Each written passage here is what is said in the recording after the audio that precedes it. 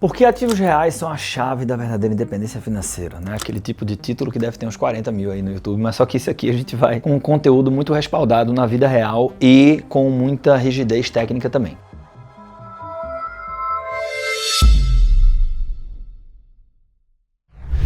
E no Direto a resposta é muito simples, porque através do investimento direto em ativos reais você pode ter uma coisa chamada eventos de liquidez. Eu vou explicar, tá? Para chegar nos eventos de liquidez, eu quero te mostrar como que todo mundo diz que você vai ter independência financeira. Tem gente na internet que parece uma feira, né? Cada um vai defender os seus interesses ou sua opinião técnica, então tem gente dizendo assim, tem que investir no exterior, porque se não investir no exterior você é burro, né? Vou tirar o Brasil do meu dinheiro. Tem gente dizendo o seguinte, para que você vai investir no exterior se você é brasileiro, entende de Brasil? Tem gente que vai dizer o seguinte, tem que ter Bitcoin, que não tem Bitcoin é maluco. Tem gente que vai dizer, Bitcoin não é para mim, porque é muito arriscado, é volátil e tal. Tem que ser fundo de investimentos, porque, imagina, você vai comer num restaurante, você quer um bom chefe, ele vai entender mais de culinária do que você. Por que você mesmo vai cozinhar seu prato?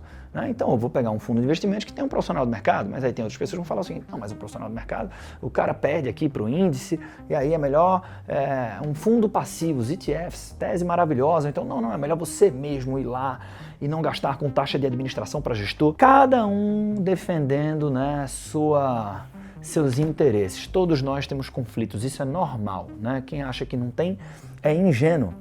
Então a pessoa que fala de fundo de investimentos, às vezes está recomendando relatórios que esses relatórios têm lá fundos de investimentos para que as pessoas escolham e invistam, né? Ou a pessoa que está dizendo que renda fixa é bom para que as pessoas invistam. Ou então a pessoa que está dizendo que determinado produto é bom, quando você vai ver, ela tem um curso que fala exatamente de quê? Daquele produto.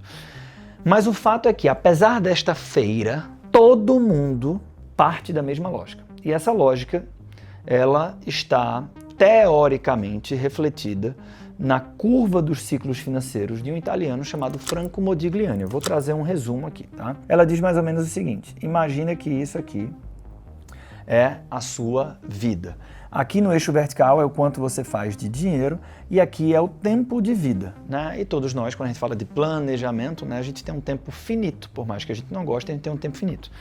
E aí o Modigliani, esse italiano, ele disse assim, a gente tem 3 grandes fases ou ciclos financeiros, né? Teoricamente, cada um tem uma história de vida, mas teoricamente, né, quando você fala da sociedade moderna, você tem 3 ciclos. Por quê? Porque a curva média da nossa formação de renda, ela tem mais ou menos esse comportamento aqui, né? Ou seja, até uns 35 anos de idade, eu vou colocar 35 aqui, nós temos o primeiro ciclo, é o ciclo do C, da construção, né?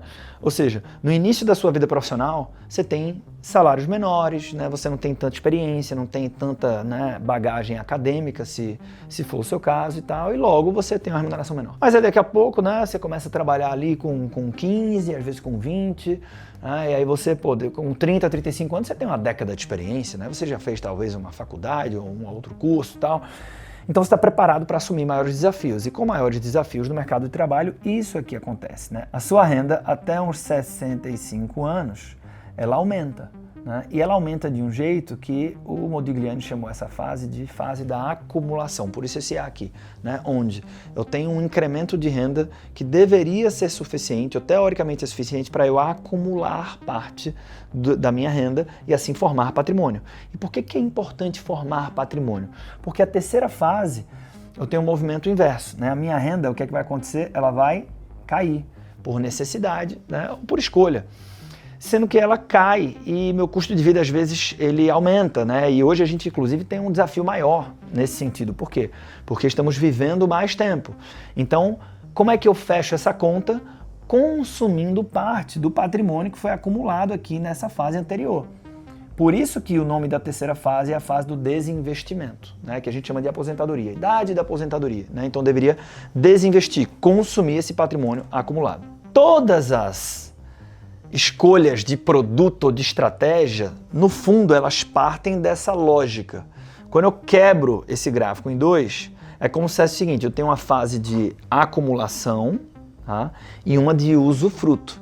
E aí tem gente que diz que você tem que acumular em Bitcoin, tem gente que diz que você tem que acumular com fundos de investimentos, com investimentos no exterior.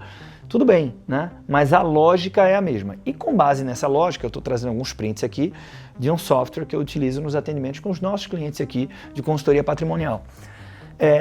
Essa é a lógica, né? Então imagina, esse cliente aqui ele tinha 50 mil reais, né? Ele queria se aposentar aqui aos 60 anos, está aqui 60 anos, queria se aposentar com uma renda de 15 mil reais a preços de hoje, e aí você faz uma conta, né? Considerando algumas variáveis de expectativa de retorno dos investimentos, que seja razoável, etc. A conta matemática é feita. Olha, você precisa investir R$ 2.300 para ter 1.800.000 acumulados nesta data aqui, ó, de novo, nessa data. Por quê?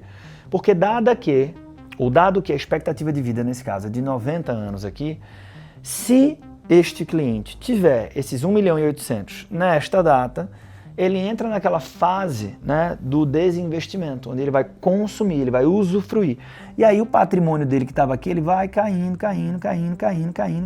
até chegar aqui, né, no final da expectativa de vida dele, e até lá, todo esse período aqui, ele teve essa renda de 15 mil reais, né, a preços de hoje, no momento que a gente fez essas contas. Vamos imaginar que esse cliente aqui, ele tem esses 2.300 reais. Então vou apagar tudo isso aqui, né? Vamos imaginar que a gente fez todas essas contas aqui. A gente disse que ele precisava de 2.000 reais. E ele tem, por isso que você vai ver aqui, ó, investimento mensal, 2.300, eu arredondei, 2.340. Essa área verde aqui está encostando bem nessa linha laranja. A linha laranja é o que ele precisa, a área verde é o dinheiro dele, né? É o dinheiro dele. Então por que encostou? Né? Esse planejamento aqui, ele fechou. Por quê? Porque ele investiu todos os meses na nossa simulação exatamente quanto ele precisava para aos 60 anos ter os 15 mil. Então a gente faz essa conta, né? E aí fazendo essa conta, se a pessoa tiver o dinheiro, ela vai todos os meses investir. Acontece que, e aí eu vou começar, lembra, no começo do vídeo eu falei de eventos de liquidez, né? Eventos de liquidez são necessários, por isso que a gente faz o investimento direto em ativos reais.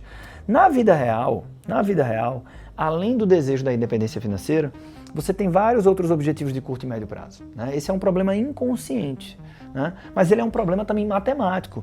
Então, se você parar para fazer esse exercício de pensar coisas que você quer fazer, além de se aposentar, você quer comprar uma casa, você quer investir, você quer se casar, você quer comprar um carro, você quer fazer uma viagem.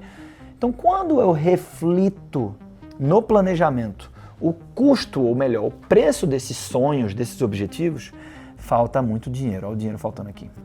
Falta muito dinheiro, né?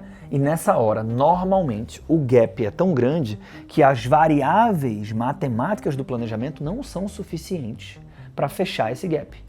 Porque eu poderia virar para esse cliente e falar o seguinte, olha, já que a gente tem, deixa eu mostrar o gap de novo, já que a gente tem, tá vendo essa diferença aqui, ó, de quanto dinheiro deveria ter, tá? E quanto dinheiro de fato existe. Já que a gente tem esse gap aqui, vamos fazer o seguinte, em vez de se aposentar com 60, que tal se aposentar com 92 anos? Vamos supor que com 92 anos a curva fechasse, né? Ou seja, o gap zerasse e o planejamento parava de pé. A pessoa vai dizer, pô, eu me aposentar com 60, 65, não com 90, né?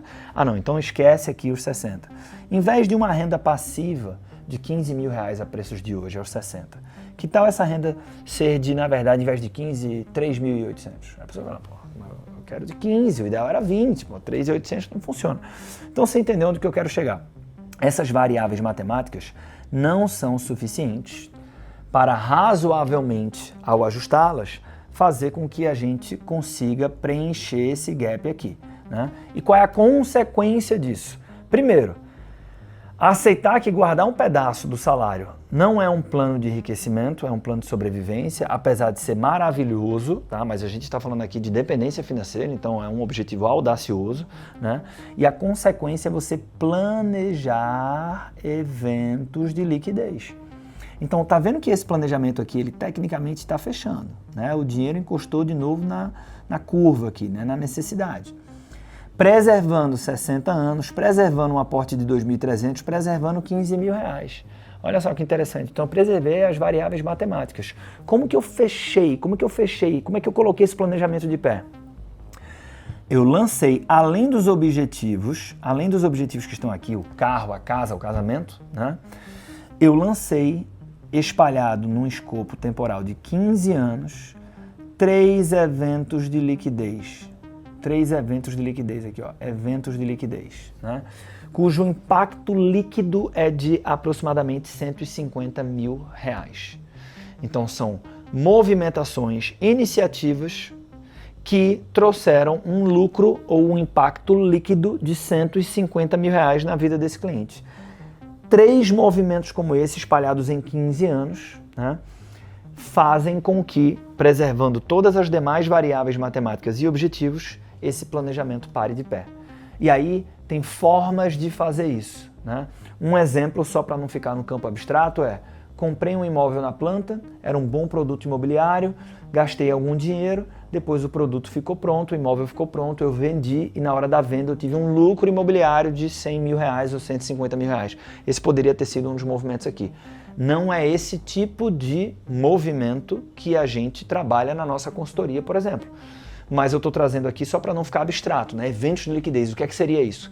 Né? E a ideia de comprar na planta e tentar revender depois, apesar de não ser um bilhete premiado, né? Às vezes você não ganha tanto dinheiro, às vezes você perde dinheiro, às vezes você não faz a conta correta, mas essa ideia é algo que muitos brasileiros entendem. Bem, voltando aqui para mim, é o seguinte: por que que esse tipo de movimento ele faz sentido, né? Por que que você tem esses eventos de liquidez? Por que se ganha mais dinheiro, né, quando você faz esses investimentos diretamente? Porque quando você faz diretamente, você tem menos intermediários. Então imagina, um investimento imobiliário direto, ou um investimento imobiliário através de um fundo imobiliário. Quando você compra diretamente um imóvel e depois revende esse imóvel, seja uma incorporação, seja uma venda na planta como eu mencionei aqui, ou até mesmo uma operação que não seja para se desfazer do imóvel, né, para você alugar depois. Mas quando você faz isso, quem é que ganha dinheiro para aquele imóvel estar pronto para você comprar? Um monte de gente, a construtora, né, uma incorporadora, a imobiliária, junto com o corretor, advogado, que se envolveu nesse processo, fornecedor de materiais, prefeitura, um monte de gente. Essa galera é o que eu chamo da galera da economia real. Então quando você compra um imóvel diretamente, você está comprando um ativo real, da economia real, né? Mas eu também posso me expor a imóveis através de um conjunto de imóveis agrupados em um fundo de investimento imobiliário, num FII, né? Você já deve ter ouvido falar. Quando eu compro uma cota de um fundo de investimento imobiliário, né, negociada em bolsa, quem que ganhou dinheiro para aquela cota estar disponível para distribuição? Além de toda a turma da economia real, porque o empreendimento e o imóvel ele teve que ser construído, né?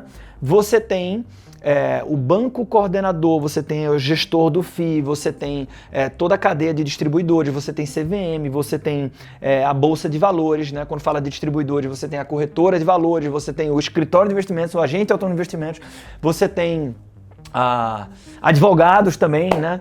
Então, você tem mais intermediários. Significa que fundos imobiliários são ruins? Claro que não, não foi isso que eu disse. Mas depende, quando você vai fazer um investimento, né? Esse investimento, qual é o papel dele no meu portfólio, na minha estratégia de construção de patrimônio, né? De um lado, eu tenho a probabilidade de ter mais retorno, né? De fato, inequivocadamente, mas eu preciso de mais atenção, né, para poder fazer esse tipo de investimento. Do outro, eu tenho comparativamente, né, uma perspectiva de retorno menor, comparativamente, né, mas eu tenho mais liquidez, eu tenho mais segurança, então são outras características, né? O fato é que quando a gente olha para essa curva, aqueles eventos de liquidez são mais comuns, são mais prováveis através dos investimentos diretos, né? Agora que você sabe disso, se você gostou desse vídeo, compartilha, tá? Se você não está inscrito no canal, se inscreve. E aí você pode me perguntar o seguinte: Arthur, mas quais são então as diferentes estratégias? Tem uma série de estratégias, né? Mais importante do que as possíveis estratégias de investimento direto em ativos reais é quais delas se enquadram no teu contexto atual.